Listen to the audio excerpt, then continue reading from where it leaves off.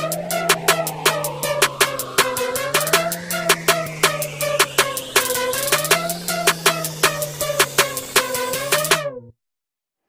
pagi anak-anak ibu semuanya, apa kabarnya? Bertemu lagi di pertemuan kita pada awal semester 2 kali ini. Jadi kita akan lanjutkan pelajaran kita pada tema 6 yang judulnya Cita-citaku. Kita masuk pada bagian subtema 1, aku dan cita-citaku. Baik, anak-anak, silakan anak-anak amati ya, sesuai dengan judul subtema kita, aku dan cita-citaku. Ibu yakin anak-anak pasti semua memiliki keinginan ataupun cita-cita. Suatu saat nanti jika anak-anak dewasa kira-kira akan menjadi siapa ya? Pasti ibu yakin semua anak-anak ibu akan menjadi anak-anak hebat. Nah, lihat beberapa gambar-gambar profesi atau pekerjaan di sebelah ibu berikut. Nah, ada yang menjadi seorang guru ya, kemudian juga ada yang menjadi seorang arsitek, kemudian juga ada pelukis dan juga ada dokter. Coba anak-anak amati, ini ada seorang teman kita, dia lagi bingung untuk menentukan cita-citanya. Nah, jadi dalam cerita tersebut ada seorang teman kita yang bernama Udin, dia bercita-cita menjadi seorang guru. Nah, menurut anak-anak, apa ya alasan Udin ingin menjadi seorang guru? Nah, menurut Udin, ia ingin menjadi guru karena gurulah yang membuat Udin menjadi selalu ingin tahu tentang banyak hal. Dan Udin menunjukkan sebuah teks kepada teman-temannya seperti yang anak-anak lihat di sebelah ibu berikut. Nah, teksnya berjudul Cita-citaku. Nah, teks ini berbeda dari yang pernah anak-anak baca sebelumnya, atau juga mungkin anak-anak ibu juga sudah pernah baca teks seperti ini. Oke, coba perhatikan. Teks tersebut termasuk jenis karya tulis apa? Ada yang bisa tebak? Ya, tepat sekali. Itu adalah teks sebuah puisi. Nah, ada yang tahu apa yang dimaksud dengan puisi? Oke, benar sekali. Ya, puisi itu merupakan salah satu bentuk karya tulis sastra yang menggunakan kata-kata yang indah dan mengandung banyak makna. Oke, perhatikan puisi di sebelah ibu. Teks tersebut, ya, teks puisi ini terdiri dari kumpulan kata-kata yang akan membentuk baris. Nah, kumpulan baris-baris nanti akan membentuk sebuah bait. Coba perhatikan. Nah, di sana anak-anak perhatikan pada bait puisinya terdiri dari 4 baris, ya. Masing-masing baris terdiri dari beberapa kumpulan kata-kata yang indah dan mengandung banyak makna.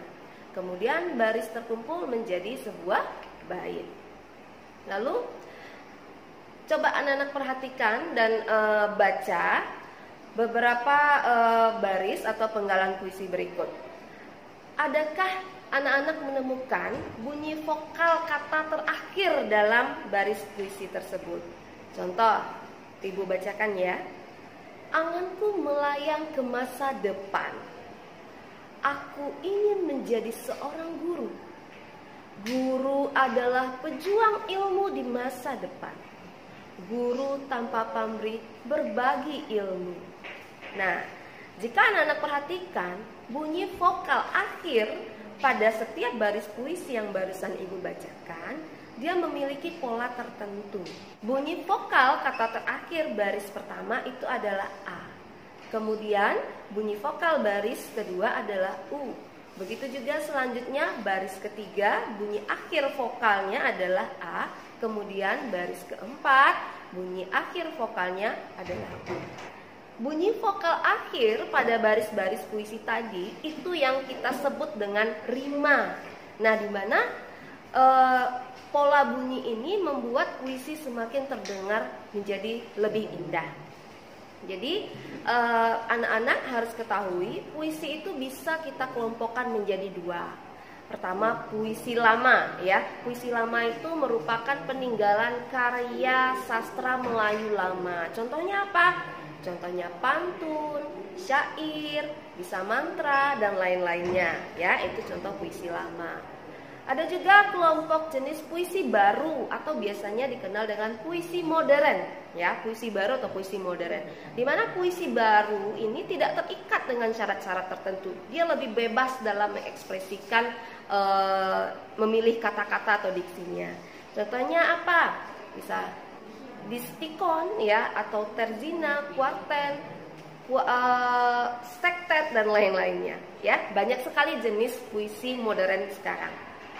Nah, puisi, ya, memiliki makna, memiliki arti. Dalam setiap kata-kata, baris ataupun baitnya memiliki makna. Dengan membaca secara seksama sebuah puisi, maka kita dapat mengetahui apa makna yang ingin disampaikan dalam puisi tersebut.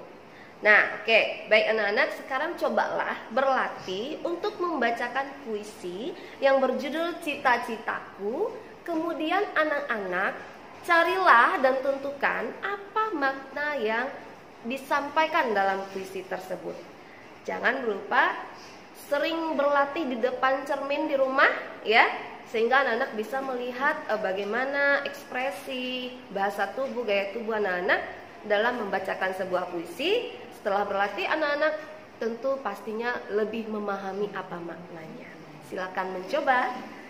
Oke, silakan anak-anak amati kembali gambar ibu di sebelah ini. Ini adalah gambar beberapa hewan-hewan peliharaan yang mungkin juga sering anak-anak temui di lingkungan di rumah. Nah, ada kucing, juga ada ayam, dan juga ada kelinci, dan mungkin juga banyak jenis hewan lainnya yang pernah kita amati di lingkungan di sekitar kita tentunya, ya. Nah, ibu mau tahu nih, apakah anak-anak pernah memelihara hewan? Pasti ada, ya. Nah, coba perhatikan hewan peliharaan kamu di rumah.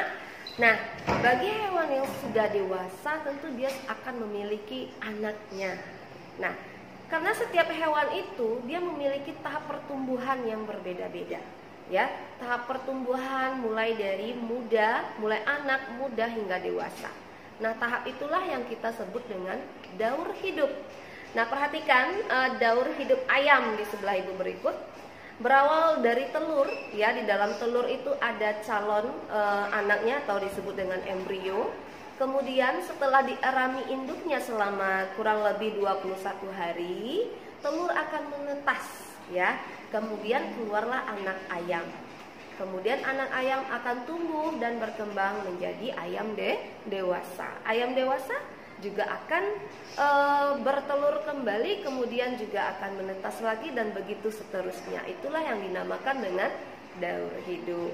Nah, setiap hewan itu memiliki daur hidup yang berbeda-beda, ya. Ada hewan yang daur hidupnya mengalami metamorfosis atau perubahan. Ada juga hewan yang tidak mengalami metamorfosis. Nah, ini adalah pelajaran kita yang sudah pernah dibahas juga di semester 1. Ibu hanya mengulang secara singkat, ya. Metamorfosis, coba anak-anak perhatikan bagan ibu di sebelah. Metamorfosis itu terkelompok menjadi 2, ya. Tapi sebelumnya anak-anak harus tahu, harus ingat kembali metamorfosis itu apa. Metamorfosis itu merupakan perubahan yang terjadi pada proses pertumbuhan dan perkembangan hewan. Perubahan, ya. Kemudian perubahannya itu, metamorfosis itu juga dibedakan menjadi 2 kelompok. Ada metamorfosis yang sempurna, ada metamorfosis yang tidak sempurna. Kita perhatikan dulu metamorfosis yang sempurna, di mana bentuk hewan yang baru menetas itu berbeda dari induknya. Contohnya apa? Contohnya kupu-kupu, bisa katak, nyamuk, dan lalat. Siklus hidup yang dilewati oleh hewan yang mengalami metamorfosis sempurna bisa anak-anak perhatikan. Mulai dari telur, kemudian akan berubah menjadi larva atau ulat, lalu kemudian dia akan menjadi pupa ataupun kepompong, kemudian dia akan berubah menjadi hewan dewasa yang akan menyerupai bentuk induknya. Nah, begitulah tahap-tahap siklus hidup yang dialami oleh hewan bermetamorfosis dengan sempurna.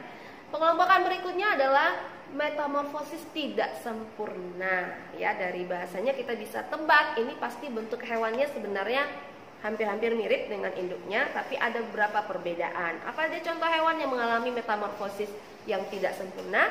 Ada capung, belalang, jangkrik, dan kecoa. Sebenarnya masih banyak lagi yang lainnya. Anak-anak bisa kembangkan dengan mencari di sumber-sumber belajar lainnya. Kemudian siklus hidup yang dialami oleh hewan yang mengalami metamorfosis yang tidak sempurna apa saja? Tentunya tidak selengkap dengan metamorfosis yang sempurna ya. Pertama dia dari telur, kemudian akan tumbuh menjadi nimfa, kemudian juga akan tumbuh dan berkembang menjadi dewasanya atau bentuk imagonya. Sama seperti yang sudah kita ketahui, kupu-kupu adalah hewan yang mengalami metamorfosis dengan sempurna. Nah, pernahkah anak-anak memperhatikan kupu-kupu? Entah itu bentuk motifnya, motif sayapnya ya, kemudian warnanya. Kupu-kupu itu memiliki warna yang indah dan motif-motifnya yang lucu. Pasti anak-anak mulai ingat nih, ada sebuah lagu. Ibu yakin sekali anak-anak tahu sekali dengan lagu ini. Ada sebuah lagu yang menceritakan tentang kupu-kupu yang judulnya Kupu-kupu yang Lucu. Ibu yakin anak-anak sudah bisa menyanyikan ini, tapi ibu minta anak-anak untuk menyanyikannya bersama-sama dari rumah, yaitu lagu Kupu-kupu yang Lucu. Oke, silahkan diikuti.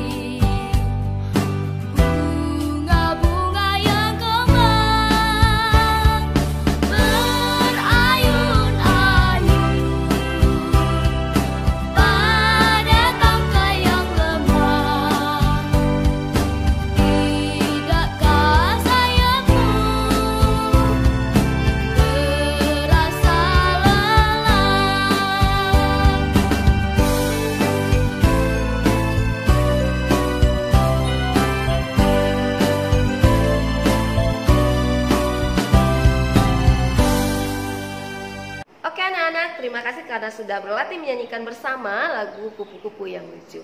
Kira-kira bagaimana perasaan anak-anak menyanyikan lagu tersebut? Menyenangkan bukan? Iya, menyanyikan lagu itu kita bisa menyanyikannya dengan tempo cepat, bisa juga dengan menyanyikannya dengan lambat. Ya, ada yang dengan menggunakan nada tinggi, ataupun nada sedang, ataupun dengan nada lambat. Nah, sebuah lagu itu sama juga dengan puisi tadi, memiliki makna yang terkandung di dalamnya yang ingin disampaikan. Nah, bagaimana cara kita mencari tahu apa makna sebuah lagu? Anak-anak bisa langsung tahu dari syair lagu yang dinyanyikan tersebut. Kita bisa langsung memahami, oh ini lagunya tentang ini, oh ini lagunya berisi kesedihan, oh ini lagunya berisi kegembiraan. Dari syairnya kita bisa langsung tahu apa makna lagu yang ingin disampaikan tersebut. Ibu minta anak-anak di rumah berlatih menyanyikan lagu Kupu-kupu yang Lucu, sama juga di depan cermin di rumah. Pandangi diri kamu sendiri, bagaimana cara kamu menyanyikan sebuah lagu. Nyanyikanlah dengan tempo yang tepat dan dengan nada yang tepat. Silahkan berlatih di rumah. Oke, menyanyikan sebuah lagu itu merupakan kegiatan utama dari seorang penyanyi. Tahukah anak-anak, kalau penyanyi itu juga merupakan sebuah pekerjaan atau profesi. Nah, keanekaragaman profesi ataupun pekerjaan yang ada di lingkungan kita harus selalu kita hargai dan kita hormati, apapun itu jenis profesinya, ya, selama itu pekerjaannya baik dan tidak merugikan orang lain. Selain jenis pekerjaan ataupun profesi, banyak lagi keanekaragaman yang bisa kita jumpai di lingkungan kita sekitar. Ada suku, ya, ada keanekaragaman agama, ada banyak budaya, ada banyak bahasa, ada banyak ras ataupun ciri-ciri fisik, dan juga ada berbagai macam keanekaragaman yang lainnya yang bisa kita jumpai dalam lingkungan kita sekitar. Nah, bagaimana sikap kita terhadap keberagaman tersebut?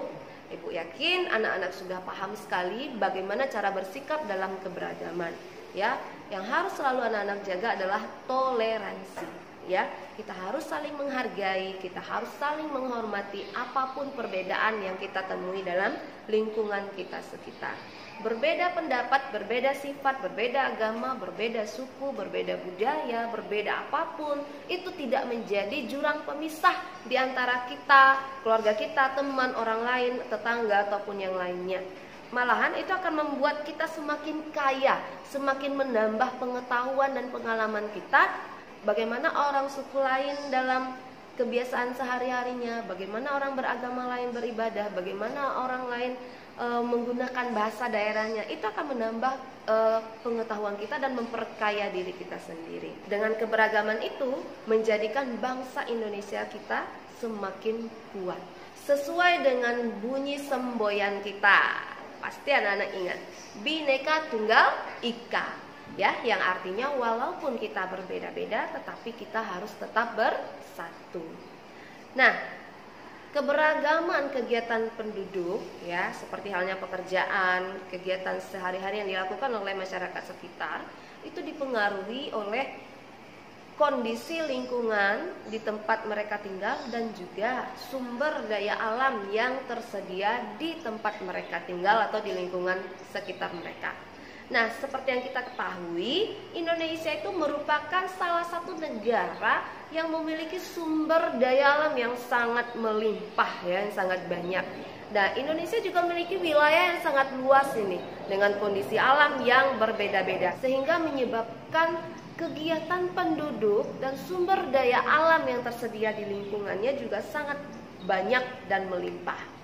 Jadi Ibu hanya sekedar mengulang ini, ya, materi kita sebenarnya. Sumber daya alam itu Ibu yakin anak-anak sudah ketahui. Segala sesuatu yang ada di lingkungan kita yang bisa dimanfaatkan untuk memenuhi kebutuhan hidup manusia itu dikatakan atau disebut dengan sumber daya alam. Nah, sumber daya alam ini dibagi menjadi dua, ya. Ada yang sumber daya alam terbarukan atau yang dapat diperbaharui, dan ada sumber daya alam yang tidak dapat diperbaharui. Apa saja contohnya? Contohnya sumber daya alam yang dapat diperbaharui ada tumbuhan, ada hewan, ada cahaya matahari, air, udara, panas bumi, dan lain-lainnya. Nah, begitu juga dengan sumber daya alam yang tidak dapat diperbaharui. Banyak sekali contohnya, berbagai macam bahan tambang atau galian. Contohnya di Pekanbaru nih, tempat kita berada, banyak sekali minyak bumi, ya.